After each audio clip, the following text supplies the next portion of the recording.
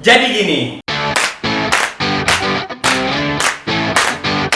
zaman sekarang profesi makin banyak dan beraneka ragam banget. Nggak cuma PNS, polisi, perawat, dokter, atau pilot. Pekerjaan zaman dulu dan sekarang bener-bener ngalamin perkembangan yang signifikan banget. Kalau dulu anak-anak diharusin sekolah, terus belajar yang bener, terus lanjut kuliah, habis kuliah cari pekerjaan sesuai dengan bidang kuliahnya dia.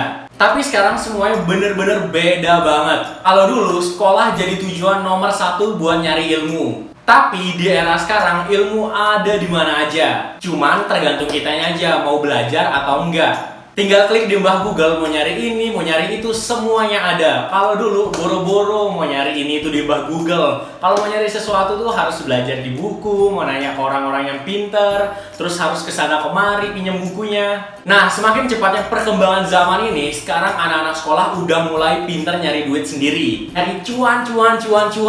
Nah, di sini aku pengen kasih tahu ke kalian, khususnya anak sekolah, gimana nih cara-cara supaya bisa ngasilin duit sendiri. Karena masa-masa sekolah tuh privilege-nya tuh banyak banget.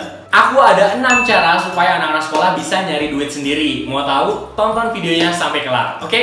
Yang pertama, jual makanan atau minuman. Ini nih simple banget dan easy, semuanya itu bisa ngelakuin hal ini. Apalagi kalau kalian anak sekolahan itu kalian bisa mulai dari jualan nasi uduk, jual makanan kesukaan kalian, jual minuman kesukaan kalian, atau apapun yang kalian bisa buat sendiri. Dan kalian juga jualnya nggak perlu keluar modal gede, harus bikin tempat lah, harus bikin desain yang oke. Cukup kalian jual aja dulu nih awal-awal ke teman-teman kelas. Habis dari teman-teman kelas, kalian jual ke teman-teman di luar kelas. Kalau emang makin oke, kalian jual itu di luar sekolah kalian juga. Selain itu, kalian juga bisa post di sosial media kalian bisa jual via online, COD, kalian bisa kirim pakai kurir. Tapi sebelum itu pastiin makanan atau minuman yang kalian jual ini enak-enak. Gak perlu malu, justru ini langkah yang bagus buat ngelatih mental kalian lebih baik dari teman-teman kalian di sekolah. Duitnya pasti dapat, tapi yang lebih penting ini nih, experience dan mental kalian yang lebih bagus lagi. Nah, kalau emang jualan kalian ini lancar, profitnya gede, kalian bisa kembali lagi nih jadi bisnis yang lebih besar lagi. Yang kedua, jadi freelancer. Freelancer atau pekerja lepas, kalian bisa nih nawarin jasa kalian, waktu kalian, tenaga kalian. Apalagi kalau kalian punya skill, itu bisa banget ditawarin. Misalkan jadi fotografer, videografer, editor, terus jadi freelance di wedding organizer atau di event-event organizer lainnya. Freelancer yang oke juga menurut aku tuh jadi guru private untuk anak-anak SD, itu bener-bener oke banget juga.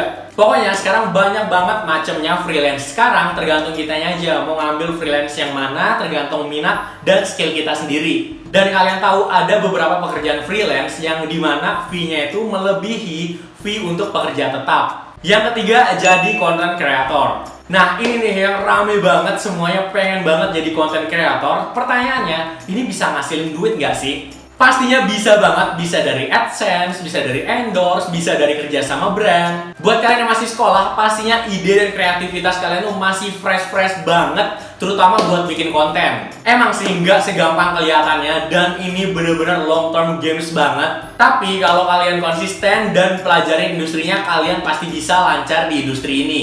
Buat awal-awal nggak perlu harus kamera yang mahal, peralatan yang mahal-mahal, cukup pakai HP kalian dan peralatan yang ada aja. Keuntungan kalian yang masih sekolah ini kan pertemanan kalian dalam satu sekolah itu banyak, let's say 1000 orang nih.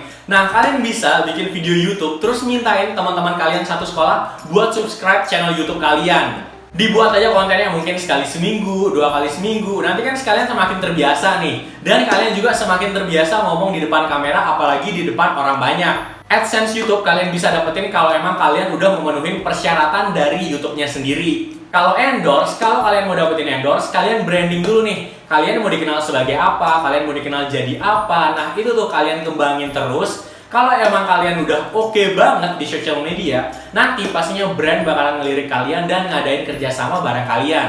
Yang keempat, jualan aset-aset digital. Jual aset-aset digital di sini misalkan ngejual NFT, ngejual desain grafis kalian, terus jual preset-preset Facecam atau Lightroom kalian. Ini kelihatannya simple banget, tinggal ngejual ini doang, tapi ini nggak bisa dianggap remeh. Karena banyak banget juga yang sukses dan bisa ngeraih cuan dari industri ini. Yang kelima, jadi afiliator. Nah, kalau emang kalian udah kembangin skill kalian, networking kalian, dan social media kalian kalian bisa nih jadi afiliator untuk ngejualin produk-produk orang. Misal nih kayak di TikTok, kalian pernah nggak sih ngeliat video di TikTok kayak ngomong, jangan lupa klik keranjang kuningnya ya. Nah, itu tuh salah satu contoh dari afiliasi. Jadinya si orang ini daftar untuk jadi afiliator dari brand tersebut. Sistemnya itu komisi. Misalkan kalau aku beli barang di kalian yang jadi afiliasi, kalian bakalan dapat komisi sekitar 20-30% tergantung kesepakatan sama brand itu. Tapi pastiin kalau kalian mau jadi afiliator, itu komunikasi kalian harus oke, public speaking kalian oke, karena ini kan kalian nawarin barang orang. Yang terakhir, investasi. Nah, ini nih hal yang bisa kalian lakuin misalkan kalian udah dapetin duit yang lumayan, entah dari hasil jualan kalian, freelance kalian, atau duit yang kalian sisihin dari orang tua kalian. Bisa nih duitnya kalian investasiin di saham, di forex, di cryptocurrency, atau di instrumen-instrumen investasi lainnya. Cuman kalau kalian mau terjun ke dunia investasi, pastiin kalian udah pelajarin dulu nih, apa sih investasi itu? Gimana sih cara investasi? Cara analisanya gimana sih? Jangan kalian langsung terjun terus mau beli saham inilah, mau jual saham itulah. Semua itu dilakuin berdasarkan feeling. Yang paling parahnya lagi, banyak orang yang terjun investasi itu cuma ngikutin sinyal doang, ngikutin influencer-influencer. Tahu-taunya malah drop. Niatnya untung, malah buntung. Dan di dunia investasi ada juga yang sistemnya short term atau yang long term. Tergantung kitanya aja mau investasi yang kayak gimana.